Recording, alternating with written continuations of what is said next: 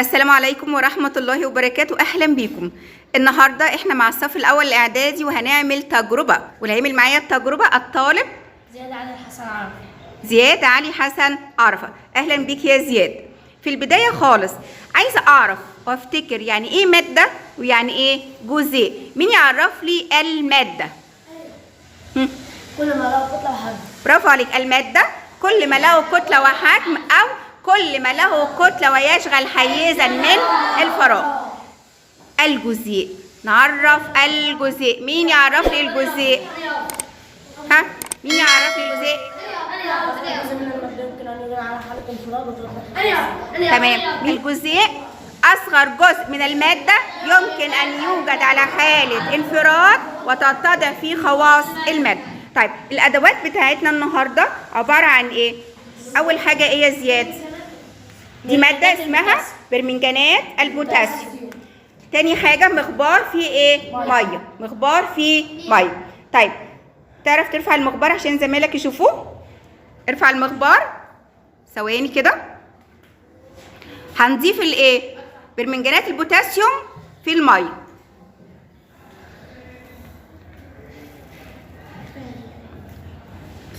شايفين يا شباب؟ شايفين؟ ايه اللي حصل؟ ايه اللي حصل؟ اللي عارف يرفع ايده. ايه اللي حصل؟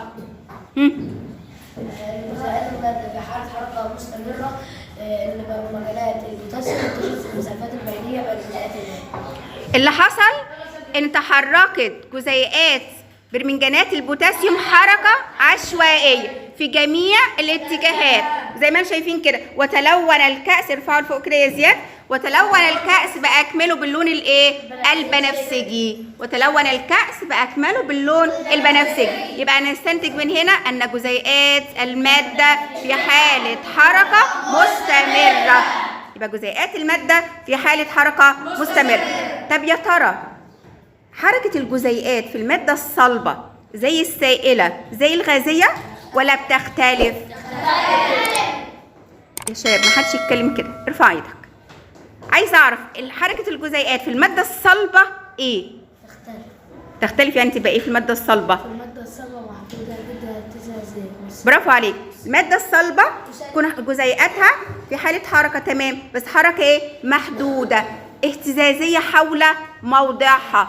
اما المادة السائلة محدودة كبيرة نسبيا حرة. مش حرة، كبيرة نسبيا. كبيرة ايه؟ نسبيا. اما الحالة الغازية قول لي انت بقى ايه يا زياد؟ أكبر ما يمكن. برافو عليك. حركة جزيئات المادة في الحالة الغازية أكبر ما يمكن. تمام يا شباب؟ يبقى فهمنا التجربة بتاعت النهاردة ونشاط النهاردة. شكرا ليكم. السلام.